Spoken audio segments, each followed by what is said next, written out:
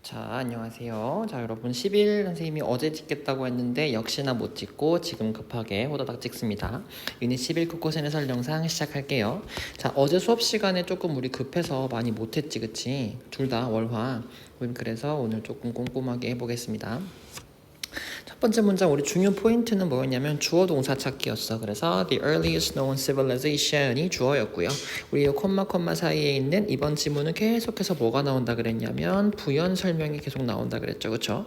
그래서 이게 뭐냐면 여기에 위치해 있는 것인데 그게 was settled 언제 됐습니다. 이렇게 시작하는 거지. 그치? 그래서 우리가 중요했던 포인트는 이 부연 설명을 찾을 수 있는지가 1번이었고요. 그 다음에 주어 동사 이어서 가는 거였기 때문에 해석할 때는 이렇게 하면 되겠다. 그치? 이 부연 설명 먼저 하자 그랬지? 그래서 티그리스 강과 유프라테스 강 사이에 위치한 가장 최초로 알려진 문명은 5300년 전에 정착하였습니다. 이런 순서로 가보면 될 것 같아요. 그래서 부연 설명하는 이 구를 먼저 해석하는 게 첫 번째 포인트였습니다. 어렵지 않은 문장이었고요. 바로 2번 넘어가 볼게요. 조금 빠를 것 같기도 하다. 꼼꼼하게 하기로 해놓고, 그치? 자, 두 번째 문장, 스메리안즈들은요, 어디 살았냐면, 이 우르크와 같은 도시에 살았었는데, 마찬가지로 또 컴마 사이에 지금 또 부연 설명 나와 있고요.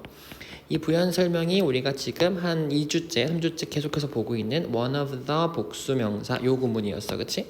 그래서 가장 크고 가장 어떤 커다라고 중요한 그런 도시 중에 하나인 우르크 같은 곳에 살았었는데 그랬는데 컴마 위치 체크하셔야죠. 그쵸? 컴마 위치. 그래서 이것은 그 시티들은요 어떻게 됐었어요?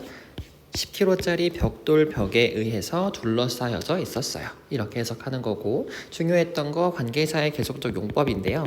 우리 밑에 있는 거 where과 구분하기 위해서 여기서는 관계 대명사의 계속적 용법이라고 정리를 해보자.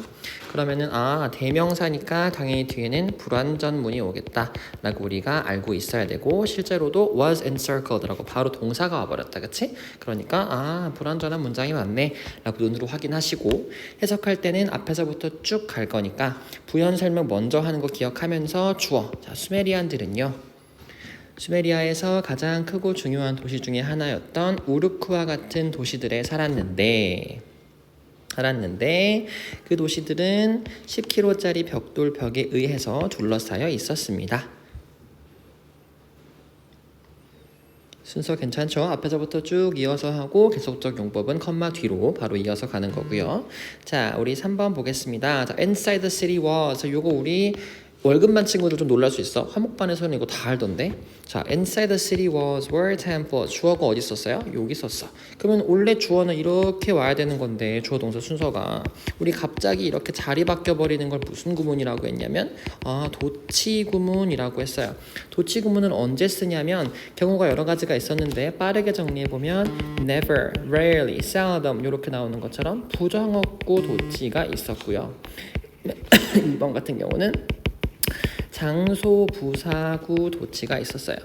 그 다음에 3번이 관용 도치였죠. 그래서 하나씩 우리가 문장만 보시면 seldom do I cry. 이거 원래 문장 뭐였어?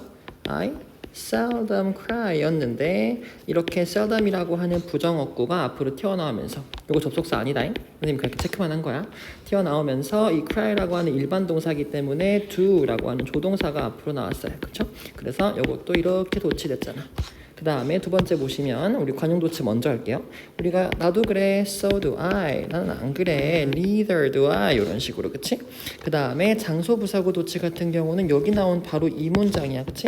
우리가 템플이 어디 있었냐면 신전들은 inside the city was에 있었는데 얘를 강조하고 싶기 때문에 앞으로 꺼내온 거잖아. 그럼 이렇게 장소부사구가 앞으로 튀어나오게 되면 어떻게 된다고요? 마찬가지로 장소부사구하고 동사 주어 순서의 문장이 완성된대요. 그래서 지금 주어가 temples 뒤로 빠진 겁니다. 이해되셨나요? 이렇게 도치구문 체크 한번 해보시고 그 다음에 마찬가지로 또 called 지구라트라고 불리는 이라고 부연 설명 또 해주고 있고요. 그 다음에 residential areas where people had their homes 였대요. 그쵸? 그래서 템플도 있었고 또 뭣도 있었냐면 residential area 사람들이 사는 곳도 있었대. 그럼 주어가 두 개였던 거네. 그쵸? 이것도 확인. 화 그래버리네. 급하니까. 그 다음에 where 관계 부사의 계속적 용법이었어요. 당연히 관계 부사기 때문에 뒤에는 완전한 문장이 오고요. 그렇죠? 그래서 체크할 게 좀 많았었네. 이렇게 해석을 한번 해볼게요. 우리 자 일단은 주어 먼저 해야 되니까 도시 벽 안쪽에 뭐뭐가 있었습니다 라고 할 때 이렇게 해볼까요? 템플스 먼저 하기 위해 부연 설명하시면 자 지그러트라고 불리는 신전들과 사람들이 사는 주거 지역이 도시 벽 안쪽에 있었고 그곳에 사람들이 집이 있었습니다. 마찬가지로 컴마 관계사니까 쭉 이어서 앞에 거 하고 그리고 그것은 그리고 그곳은 이런 식으로 하면 되겠지, 그치? 왜냐면 까먹고 아까 안 쓸 뻔했는데 여기 컴마 which는요 이렇게 되겠네. and it. 그다음에 여기 나오는 컴마 where 같은 경우는 and there가 되겠다, 그쵸? 자 내려보겠습니다. 54, 55만 하고 빨리 끝내자. 자 as라고 하는 거 뭐뭐 함에 따라 였어요. 그럼 수메리아가 점점 더 커짐에 따라서 점점 더 성장함에 따라서 it eventually 자 결국 어떻게 됐냐면 split into 12개 정도의 도시국가로 분리가 됐어요. 쪼개졌고요. comma which니까 마찬가지로 쭉 이어서 그리고 그것들은요 regions였는데 어떤 region이냐면 통제되는 region이었어요. 누구에 의해서? 배타적으로 독립적으로 각각 도시에 의해서 지배되는 지역이었대요. 그렇죠? 그래서 우리가 알아야 될 건 as랑요. 색깔 왜 이래? as랑요, comma which랑 control 세 가지. 그래서 빠르게 보시면 이 control은 pp라서 지금 앞에 있는 거 뭐뭐 된 이렇게 꾸며주는 거였고 마찬가지로 계속적 용법이라서 and they 복수니까. 그래서 수메리아가 성장함에 따라서 그것은 결국 12개의 독립적인 도시국가로 나눠졌는데 그것들은 각각 도시에 의해서 배타적으로 통제되는 지역들이었습니다.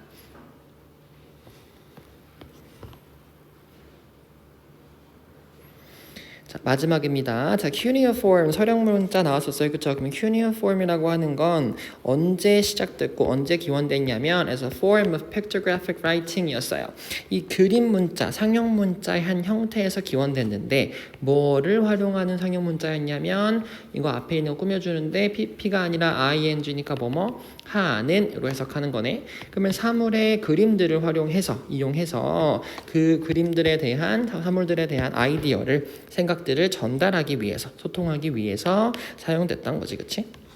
그러면 해석해 볼게요. 자, cuneiform 서령 문자는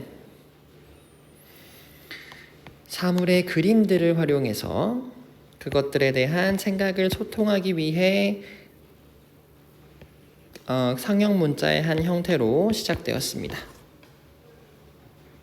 해도 되고 이게 첫 번째 해석이고 만약에 선생님 여기 나온 분사 구문을 조금 더 분사처럼 동사처럼 그냥 쭉 이어서 해보고 싶어요 라고 한다면 여기 본문엔 사실 컴마가 찍혀 있거든. 그럼 이 컴마를 조금 우리가 집중적으로 봤을 때 어떻게 해석을 또 할 수도 있냐면 이거는 상관없어요. 둘 다 맞는 거야.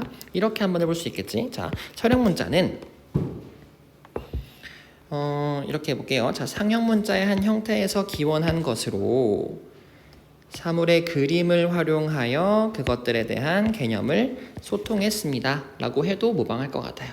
둘 다 우리가 의미 전달은 되니까. 그래서 만약에 컴마에 집중을 해서 분사 구문으로 해석을 했다면 빨간색으로 해석을 하는 게 맞고 이게 없고 그냥 얘가 앞에 있는 걸 꾸며준다고 생각한다면 파란색으로 해석해도 괜찮을 것 같아요. 여러분들이 취향에 맞게 해주시고 얘들아 지금 쌤이 애플펜슬 촉을 바꿨어. 그래서 굉장히 지금 기분이 좋거든. 그래서 오늘의 코드는 애플펜슬 촉이고요. 선생님 그리고 오늘부터 시작하기로 한 게 여러분들 학생들 이름을 한 명씩 넣어주려고 하거든. 그래서 오늘 시작하는 학생의 이름은 우리 엑스퍼트 A 월급반의 가윤이에요. 그래서 코드는 애플펜슬 촉 김가윤 이렇게 할게요. 애플펜슬 촉 김가윤. 고생했고요. 우리는 목요일 금요일에 봅시다. 누적 대비 화이팅!